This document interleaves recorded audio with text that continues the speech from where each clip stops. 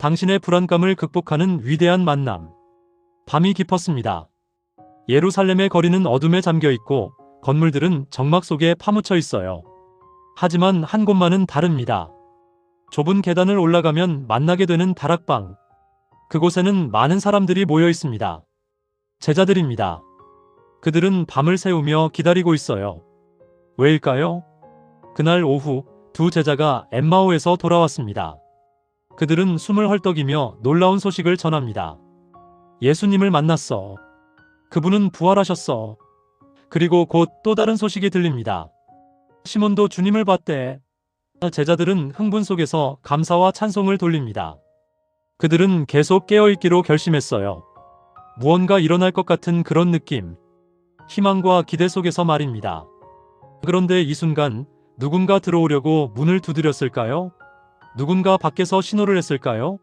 아니요. 아무 소리도 들리지 않았습니다. 문이 단단히 잠겨 있었거든요. 제자들은 두려워하고 있었어요. 혹시 모르니까요. 그들을 쫓아올지도 모를 관원들을 말이에요. 그런데 갑자기 너희에게 평강이 있을지어다. 그 목소리. 제자들은 즉시 알아봅니다. 그들이 3년을 따라다니며 들었던 그 목소리. 하지만 동시에 그들은 공포에 휩싸입니다. 어떻게 문이 잠겨 있는데 들어올 수 있었을까? 그들은 놀라고 두려워합니다. 어떤 사람들은 혹시 영유령이 아닐까 하는 생각이 들기도 합니다. 그 순간 예수님이 말씀하세요. 어찌하여 두려워하며 어찌하여 마음에 의심이 일어나느냐? 이 말씀 속에는 책망도 있지만 더 깊은 사랑과 이해가 있습니다. 예수님은 그들의 두려움을 아셨거든요. 죽음과 부활이라는 인간의 이해를 초월한 일을 목격한 그들의 혼란을. 그래서 예수님은 자신을 증명하기로 하세요. 내 손과 발을 보고 나인 줄 알라. 또 나를 만져보라. 영은 살과 뼈가 없으되 너희 보는 바와 같이 나는 있느니라. 제자들은 손과 발을 봅니다. 그곳에는 못자국이 있습니다. 십자가에서 박혔던 그 못의 흔적이 선명하게 남아 있어요. 그들은 그 손과 발을 만져봅니다.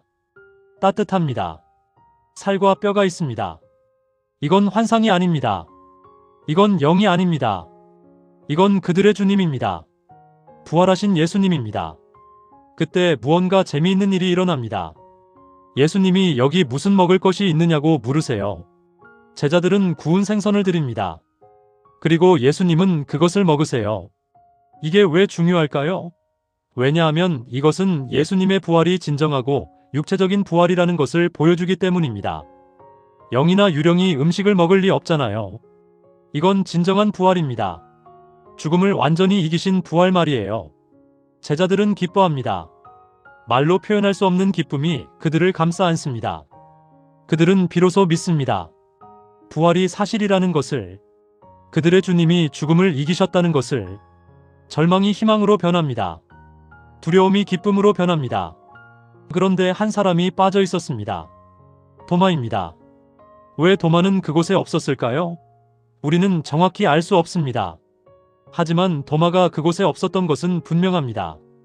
그리고 이것이 그를 고통스럽게 만들어요. 다른 제자들이 도마에게 말합니다. 우리가 주님을 봤어. 부활하신 주님을. 하지만 도마의 마음은 어두움으로 가득 차 있습니다. 그가 왜 그런 상태에 있었을까요? 사실 도마는 예수님을 매우 사랑했던 사람입니다. 예수님이 위험에 처했을 때 우리도 함께 죽자고 말했을 정도로요. 하지만 지금 도마의 마음에는 질투와 불신이 자리 잡고 있었어요. 예수님은 자기를 제외한 다른 모든 제자들에게 나타났습니다. 왜 자신에게는 나타나지 않았을까? 도마의 자존심이 상했습니다. 그리고 그 상처는 불신으로 변해버렸어요. 도마는 결심합니다. 내가 그 손의 못자국을 보며 내가 손가락을 그 못자국에 넣으며 내 손을 그 옆구리에 넣어보지 않고는 믿지 아니하겠노라. 우리도 이런 경험을 하지 않을까요? 누군가가 우리를 제외하고 다른 사람과 무언가를 공유했을 때의 그 느낌. 그것이 우리의 믿음을 흔들 수 있다는 걸 말이에요. 도마가 바로 그 상태에 있었습니다. 일주일 동안 도마는 계속 이 말을 반복했어요. 내가 직접 보지 않으면 믿지 않겠다. 그의 형제들이 희망과 믿음 속에 있을 때 도마는 어둠 속에서 혼자 남아 있었던 것입니다. 하지만 하나님은 도마를 포기하지 않으셨습니다. 일주일이 지났습니다. 제자들이 다시 모였어요. 이번엔 도마도 함께했습니다. 그는 자신의 불신에도 불구하고 그 좋은 소식이 참이었으면 하는 가냘픈 희망을 품고 온 것입니다. 얼마나 인간적인 모습인가요? 완전히 믿지는 않지만 혹시 모르니까 가본 거예요. 그런데 또 일어납니다. 문이 잠겨 있는데 예수님이 나타나세요. 너희에게 평강이 있을지어다. 그리고 예수님은 도마를 보고 직접 말씀하세요. 손가락을 이리 내밀어 내 손을 보고 내 손을 내밀어 내 옆구리에 넣어보라. 잠깐, 이건 말이 안 됩니다. 도마가 한 말을 누가 전했을까요? 제자들은 도마의 불신을 주님께 말씀드릴 수 없었습니다. 도마가 혼자 있을 때 한 말이니까요. 그런데 예수님은 정확히 알고 계세요. 도마가 생각한 것을, 도마가 말한 것을, 이것은 예수님이 전지전능한 분이라는 것을 보여줍니다. 그리고 더 중요하게 이것은 예수님이 도마를 버리지 않으셨다는 것을 보여줘요. 예수님은 도마의 의심도 알고 계셨고 도마를 만나러 오셨던 것입니다. 도마의 반응은 극적입니다. 그는 더 이상 증거를 원하지 않습니다. 그는 자신 앞에 서 있는 분이 누구인지 압니다. 마음의 기쁨이 충만하자 도마는 나의 주시며 나의 하나님이시니이다라고 외쳐요. 이것은 신약 성경 전체에서 가장 노골적인 고백입니다. 예수님을 하나님으로 고백하는 말씀이거든요. 그런데 여기서 중요한 부분이 있습니다. 예수님은 도마의 고백을 받으시지만 동시에 부드럽게 책망하세요. 너는 나를 본고로 믿느냐? 보지 못하고 믿는 자들은 복되도다. 이 말씀 속에는 무엇이 있을까요? 첫째, 예수님은 도마의 불신을 이해하셨어요. 하지만 진정한 믿음은 무언가를 보고 나서 믿는 것이 아니라 보지 못해도 믿는 것이라고 말씀하세요. 둘째, 예수님은 우리가 우리의 의심을 극복해야 한다고 말씀하세요. 왜냐하면 우리는 예수님을 직접 볼 수 없기 때문입니다. 우리는 다른 사람의 증언을 통해 예수님을 믿어야 해요. 이것이 우리 시대의 신앙의 특징입니다. 우리는 2000년 전의 제자들처럼 예수님을 직접 만날 수 없습니다. 우리는 말씀을 통해 다른 신자들의 증언을 통해 예수님을 믿어야 합니다. 그리고 예수님은 보지 못하고 믿는 자들이 복되다고 말씀하세요. 이건 우리를 위한 말씀입니다. 그런데 여기서 깨달아야 할 중요한 진리가 있습니다. 도마는 자신이 받은 증거 이상으로 더 많은 증거를 받았다는 것을 깨닫지 못했어요. 예수님이 직접 그에게 나타나셔서 모든 의심을 없애주셨거든요. 그런데 우리는 도마와 달리 훨씬 더 많은 증거를 받고 있습니다. 우리에게는 2000년의 교회 역사가 있고 수많은 신자들의 증언이 있고 성경이 있습니다. 우리에게는 성령이 있어요. 그런데도 우리가 믿지 못한다면 그것은 증거의 부족 때문이 아닙니다. 그것은 우리가 믿기를 선택하지 않기 때문입니다. 의심 많은 사람들이 이렇게 말합니다. 만약 내가 도마가 받은 것 같은 증거를 받는다면 나도 믿을 것이야. 하지만 이것은 거짓입니다. 왜냐하면 의심하는 사람의 문제는 증거의 부족이 아니기 때문이에요. 의심하는 사람은 계속 새로운 이유를 찾습니다. 새로운 핑계를 찾아요. 의심의 씨를 계속 뿌리는 자는 결국 의심의 수확을 거두게 됩니다. 하지만 예수님은 도마에게 어떤 태도를 취하셨을까요? 예수님은 도마를 비난하지 않으셨습니다. 예수님은 도마와 시비하지 않으셨어요. 대신 예수님은 도마 자신을 나타내셨습니다.